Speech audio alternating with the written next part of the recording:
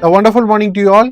The secret of getting ahead is getting started. With this positive quote, we warmly welcome you all to the 13th December episode of Civilspedia's Daily Current Affairs Analysis brought to you by ShankarIASAcademy, and hope you are all the subscribers of ShankarIASAcademy YouTube channel.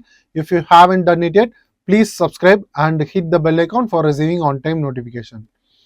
And the pre-storming UPSC Prelims Test Series is about to start its fourth batch from the 14th December onwards, and it will be a weekend batch, and it is also available in all the branches of ShankarIASAcademy in the both online and offline mode. And please register yourself for this exam using the registration link which is available in our website, and grab the opportunity to crack the UPSC Prelims of 2026. And here are the list of topics taken for today's discussion. And the first topic is about the Atal Bhujal Yojana, and the second topic is Western Tragopan species and captive breeding conservation, and the third topic is about the appointment of Central Information Commissioner and the Central Vigilance Commissioner, and the fourth topic is about the recent study findings by the National Sample Survey, which shows the escalating cost of the schooling in India, and the fifth topic is Prelims Focus, where we discuss important current affairs from the UPSC Prelims point of view. This news article from the Press Information Bureau explains about the coverage made out under the Atal Bhujal Yojana, but we are going to discuss or having an overview about the Atal Bhujal Yojana as well as the key initiatives as well as technical details associated with this scheme in detail.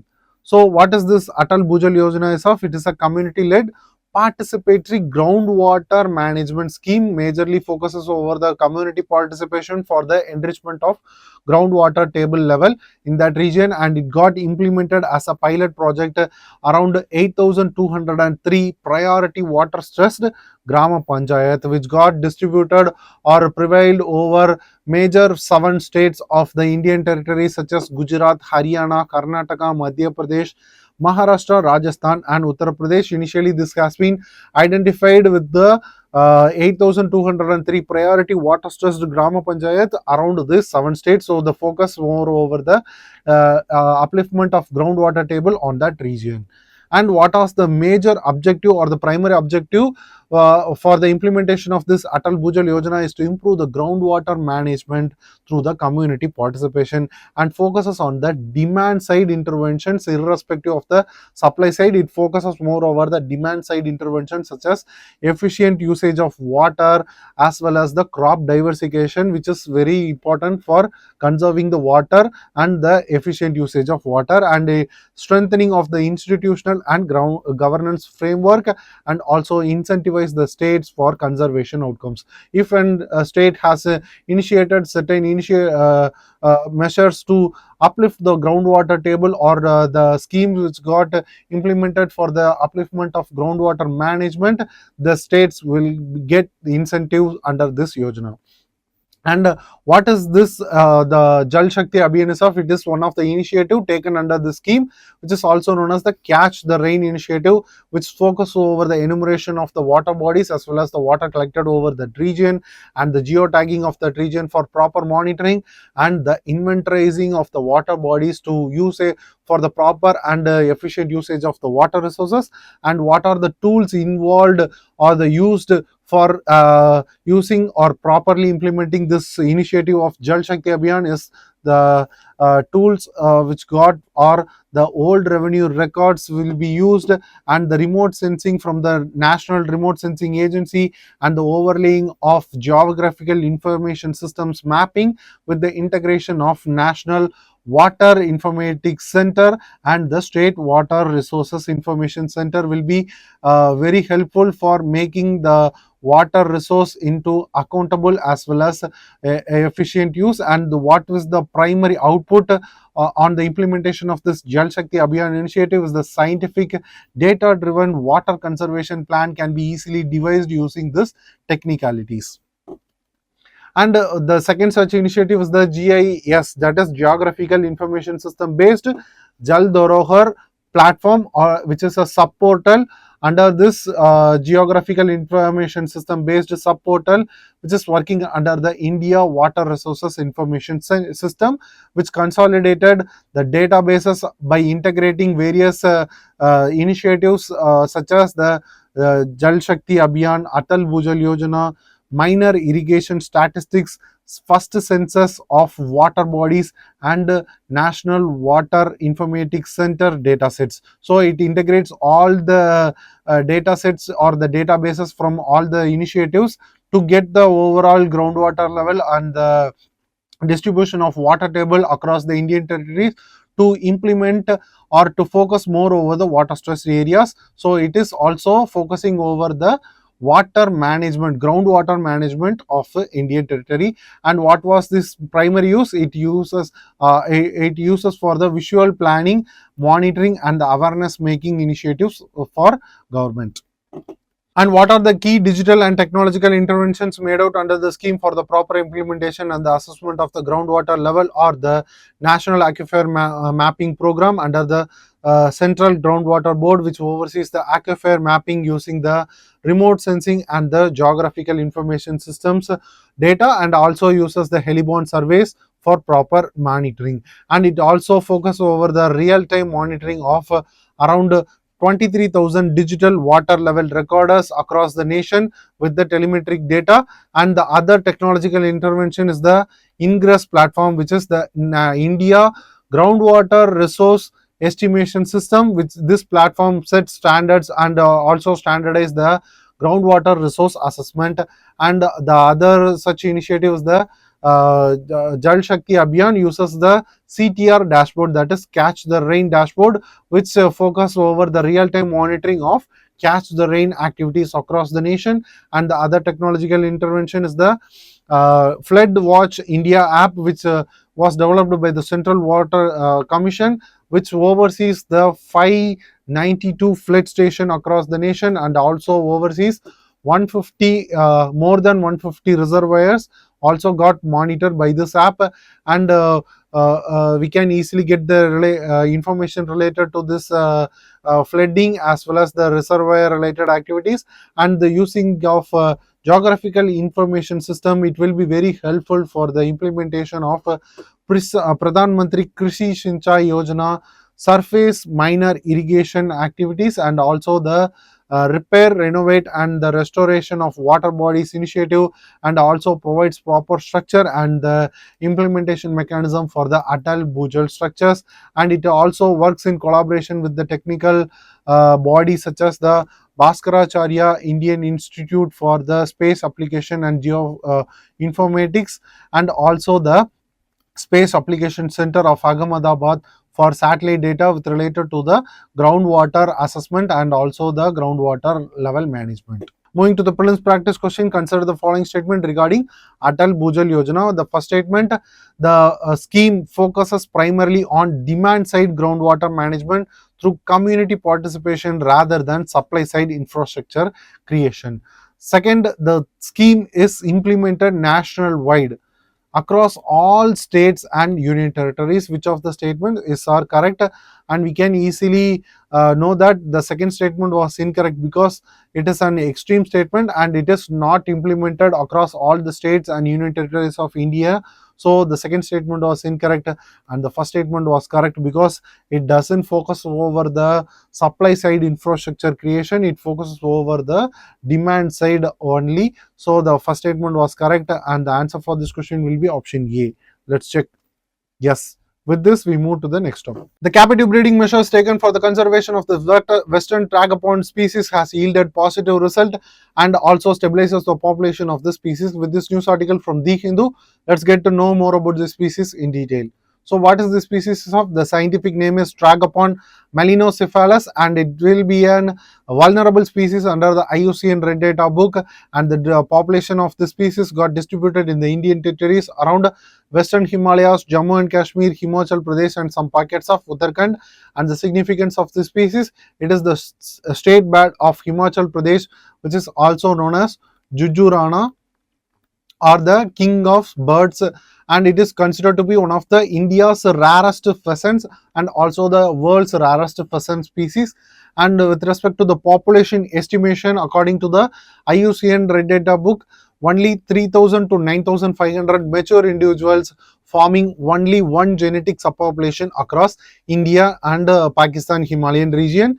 And the primary threats and habitat challenges for its population distribution are the habitat fragmentation and the human disturbance, specifically to the Kazinak and the Limber forest regions of Jammu and Kashmir.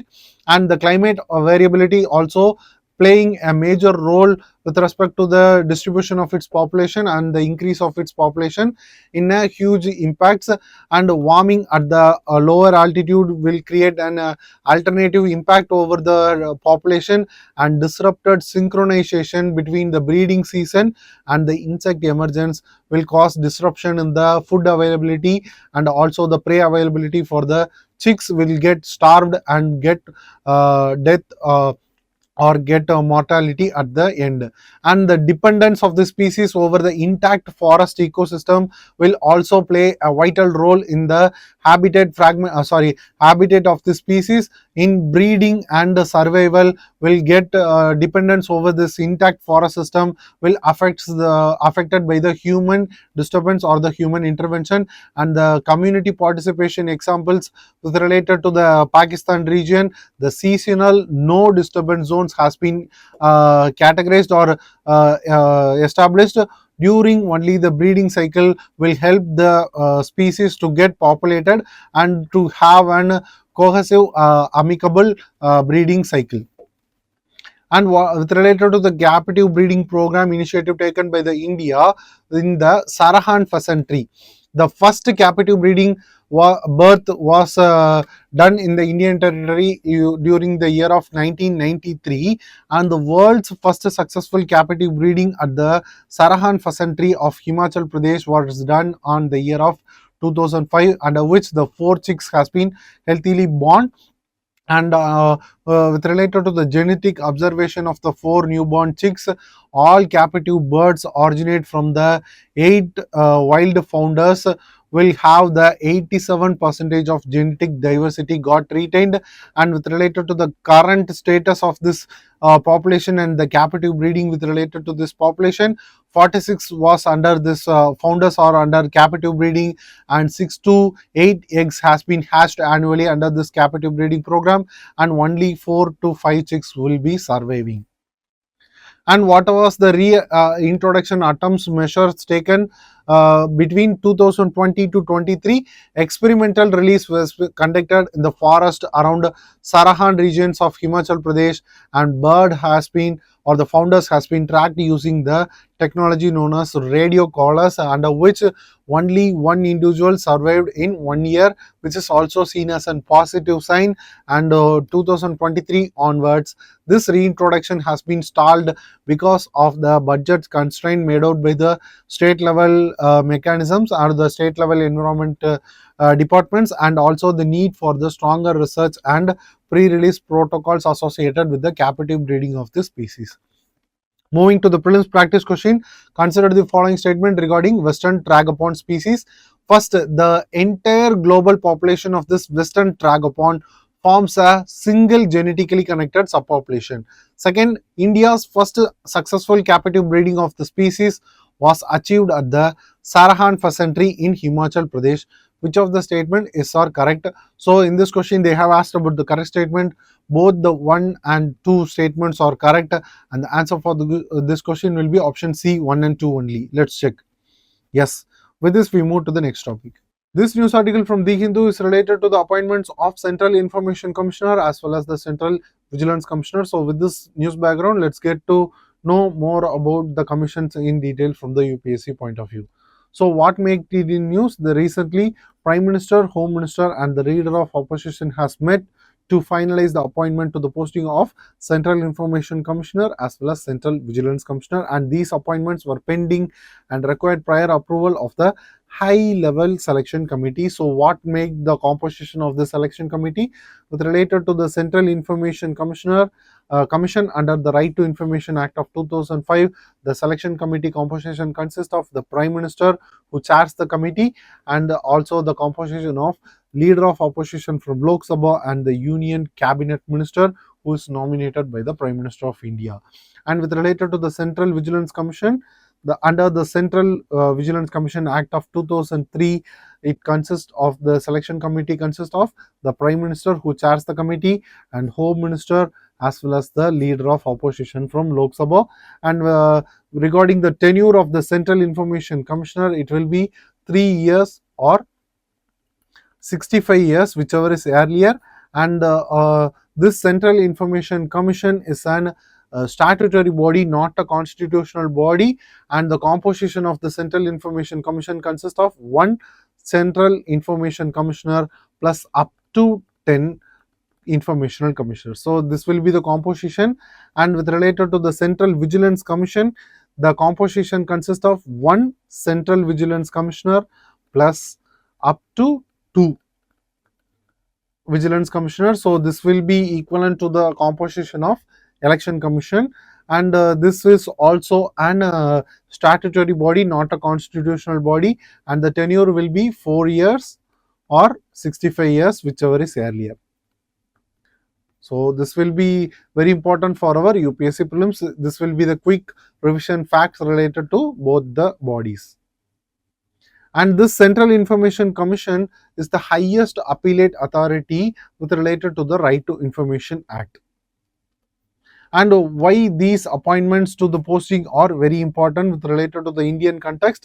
The Central Information Commission, which majorly protects the transparency in the Indian environment, and heading the institution by enforcing the right to information and also overseeing the dissemination of information to the last mile connectivity or the last people or last citizen of the India, and ensures the government bodies to disclose information on the request of the public, and also hears the appeals on the denied RTA request. As I said earlier, this Central Information Commission is the highest appellate body with related to the right to information in India. And with related to the Central Vigilance Commission, which protects the integrity of the India by supervising the vigilance, administration and corruption activities in the Indian environment and monitoring the corruption cases in the central government department. So the purview will be majorly focusing over the central government departments, and it also oversees the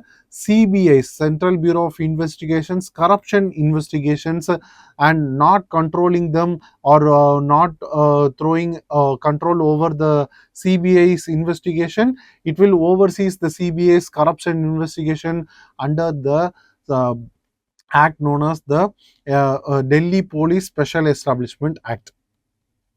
And moving to the prelims practice question with reference to the appointments of the Chief Information Commissioner in India, consider the following statement. First statement, the Chief Information Commissioner is appointed by the President on the recommendation of the committee headed by the Prime Minister. Second, the leader of opposition in Lok Sabha is a member of this selection committee. Third, the Chief Justice of India is mandatorily part of the committee. Which of the above statement is or correct? Option A 1 and 2 only, option B 2 and 3 only, option C 1 and 3 only, option D 1, 2 and 3. And we know the third statement was incorrect because Chief Justice is not mandatorily a part of the selection committee. So we can easily eliminate the third option or the third statement and easily arrive at the answer. Option A will be the correct answer. 1 and 2 statements are correct. Let's check. Yes.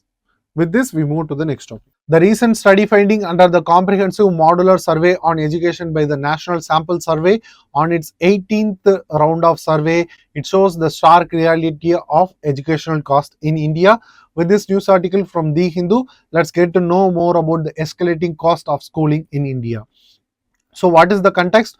The National Sample Survey's recent 80th round of survey under the Comprehensive Modular Survey on Education shows the stark rising of private school fees and the growing dependence of the household on private tuitions are making the educational in the Indian environment in a more increasingly expensive one, and also deepens the inequality in the society and also placing heavy financial pressure over the households. And what was the constitutional objective or the constitutional guarantees provided by the India, and also the reality behind the actual thing that is happening today. The right to education guaranteed under the Article 21A ensures the right to free and compulsory education for the children aged between 6 to 14 years. And the recently enacted National Educational Policy of 2020 also expands the scope of this right to education and its vision, and also aims to achieve the universalization of school education up to the secondary level by the year of 2030. But what is the reality in what is happening today? Despite the goal of free education, many students are preferring the private schools where substantial fees are charged for their education and schooling, and the private coaching, that is apart from the private schooling, the private coaching also adds the financial burden to the households. And what are the enrollment trends which is revealed out using the recent study findings under the comprehensive modular survey by the national sample survey? The national distribution of this enrollment rate will be around the government schools. It was 55.9% of students have been enrolled in the government schools, and under the private unaided schools the enrollment rate was 31.9%, and in the private aided school it was 11.3%, which is comparatively a stark increase in the private participation over the schooling of Indian households. And with related to the gap between the urban and rural enrollment ratio with related to schooling, urban areas it will be around 51.4% of the total school children are preferring the private schools, and private schools enrollments got declined as education levels increase. And with related to the rural areas, 24.3% will be the enrollment related to the schooling to the total school children are in the private schools, with the higher proportion in the government schools. And what increase in the private school enrollment, what it reveals, it compared to the national sample survey of the 75th round, which is taken between the July 2017 to June 2018, there is an increased share of children enrolled in private schools. So apart from the 75th round of survey, it shows a stark increase in the participation of schooling by the private schooling is starkly increased, contributing to the rising educational cost in the Indian environment. And in rural areas, primary level private enrollment has also been increased from around 20.9% to 25.9%. And in urban areas, the primary level private enrollment has increased from 50.5% to 55.3%, which is 5% increase average in both urban and rural areas. And what will be the overall financial cost of schooling with respect to the enrollment in the private schools is closely linked with the educational expenditure of the household, and a high percentage of the students will pay the whole course fees with related to the private schools. It was 98.2% has been paying fees in the rural areas, and 98% will be in the urban areas. And with respect to the government schools, it was only 25.3% in the rural areas and 34.7% in the urban areas. So it shows that the increase in the private school participation and also the proportionate of financial cost made out by the private school institutions, and the financial strains on the of the private schooling which has been made out in the Indian household. The cost of the private schooling at the pre-primary level is roughly equivalent to the monthly per capita expenditure of the poorest 5% of the households. So it reveals that from the national sample survey of the 18th survey, it reveals that the cost of private schooling is equivalent to the monthly per capita expenditure of the poorest 5% of household, and the cost at the higher secondary level is aligning with the monthly per capita expenditure of households in the third income decile. And this highlights the significant financial strains on families seeking the quality education. So when a household which is depend more over the quality education will prefer the private schooling, which eventually get the financial burden of fees payment and the financial strain because of the private schooling expenditure.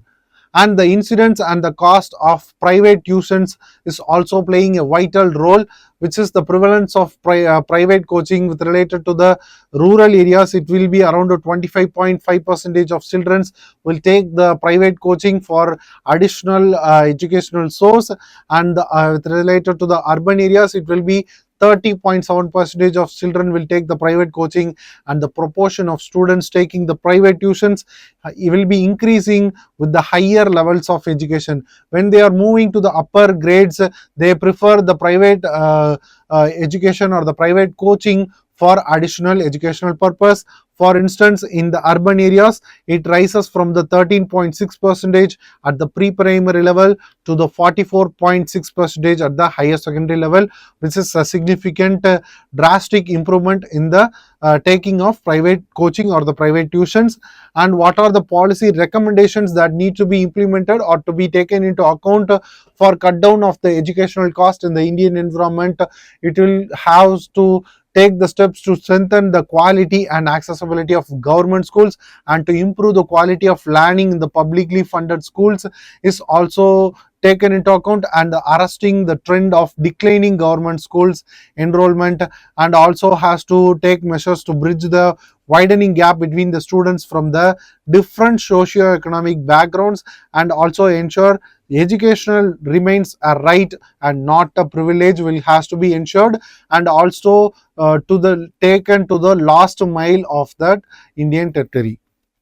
And moving to the mains practice question, despite constitutional guarantees and policy commitments, rising private schooling cost and the increasing dependence on private tuitions are deepening educational inequalities in India. Discuss. So this will be an 15 more question, and we have to answer between 250 words. So please take this question and take the recommendations and also the data provided by the National Sample Survey or 18th survey with related to the modular comprehensive survey on education. So take this and answer this question in a comprehensive and cohesive manner, and we will evaluate and give the feedback in the comment section itself. With this, we move to the prelims focus. And coming to the prelims focus, and the first topic is about the Maitri 2 research station. It is the state of the art year-round research hub located in Antarctica, and it will replace the existing Maitri research station in Antarctica, and it will get operationalized and expected to be get completed within the year of 2032, and the detailed project report for its implementation as well as the establishment approval has been provided by the Ministry of Earth Science. So we have to note that this Ministry of Earth Science is the nodal ministry for its operational overseeing as well as its funding mechanism related to this research station. And apart from this, the Maitri research station got established in the year of 1988, and it will be the second permanent station got established in the Antarctica. So the first research station and the permanent research station which got established in Antarctica was Dakshin Gangotri. So this Dakshin Gangotri got established in the year of 1983, but it now got abandoned. And this Maitri research station will also have an associated freshwater lake known as the Lake Priyadarshini, which is a freshwater lake, and it was built by India around the Maitri research station. And we also has to note about another research station which built by or established by India in the Antarctica region known as the Bharati, which is located 3000 kilometers east of Maitri research station. So these are all the important facts associated with this Maitri research station. If you know about the India's research facility or the research station available in the Arctic region, please mention the name in the comment section given below. And what are the upgrading features that are available with the upgraded version of this Maitri 2 research station? It got the modern laboratories establishment and advanced ice core storage and processing systems, and a dedicated biological and microbial research suite also been inducted into this research station which got expanded the atmospheric observation facility of this newly establishing research station. And what was the primary aim of replacing this research station is to improve the India's scientific capability in the biology, earth science, glaciology, atmospheric science and climate studies, as well as the long-term environmental monitoring studies. So it will improve the India's foothold over the scientific research and the scientific capability of India in the Antarctic region. And the significance with related to its establishment, it will enhance the India's ability to conduct multidisciplinary scientific research in the Antarctica region. And moving to the next topic is about the application of NavIC navigation system. So this is the navigation with Indian constellation, and Department of Space has recently made effort for the inclusion of this navigation system, which is developed by India and international with related to the on par with the international industry standards. And currently it is supported by more than 60 smartphones from the various manufacturers. So we use GPS as a common navigation system in all our smartphones, and this will be an alternative and the indigenous product of India. And with respect to its expansion of this navigation system or the usage of this Navy based applications, it has the capability of real-time train tracking, and fishing vessels can be tracked, and it's also equipped with this Navy will enable to communicate with this shipping vessels or the fishing vessels which got far away from the offshore region. And the tracking of public and commercial vehicles is also possible within the Indian environment through this navigation system. And setting up of secondary timescale with the NavIC system will time transfer receivers for dissemination of common IST throughout India. And what is the technology moving to the next is the technology transfer agreement. So with respect to this technology transfer agreement, it has been recently signed between the New Space India Limited, which is an commercial wing, and the bridging wing between the ISRO and other industries, which signed 70 technology transfer agreements to transfer technologies developed at the ISRO facility to the industries. And the technology transfer will be done between the ISRO to the non-government entities or other industries or the private industries by the medium of this New Space India Limited, which will act as a bridge between the technology transfer between ISRO and other industries. And this technology transfer will be undertook under the technology transfer agreements and the non-disclosure agreements. And with respect to the information regarding the technology transfer will be disclosed under the Section 4 of Right to Information Act of 2005. So we need to note that this New Space India Limited will be the new commercial wing of this ISRO, and it will act as a technology bridging element or the institution between ISRO and other industries. And moving to the prelims practice question with reference to India's Maitri research station in Antarctica, consider the following statement. And the first statement, it is located in the Shirmaker Oasis region of east of Antarctica. And the second statement, it is fully powered by the renewable energy sources throughout the year. And third statement, it is operated under the administrative control of the National Center for Polar and Ocean Research. And the fourth statement, Maitri was India's first permanent research base in Antarctica. Which of the statements given above are correct?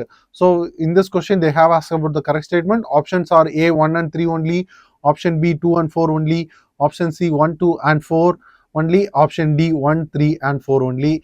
And we have to note that this is an deceptive statement, and it is not fully powered by the renewable energy sources throughout the year. It depends more over the diesel generators as well as the wind and the solar energy whenever possible. So the second statement was incorrect, and we can easily eliminate the C and B options from the answer. And the fourth statement is also incorrect because it is not the first permanent research base.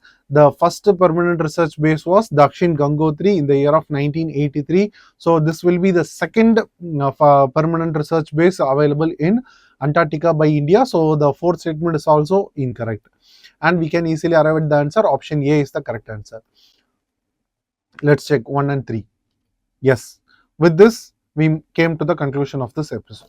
Hope you guys like the video. Please share your positive comments and suggestions in the comment section given below and share the video to our friends. And don't forget to click the subscribe button and bell icon for receiving on-time notification. Thank you for watching us. Have a great day.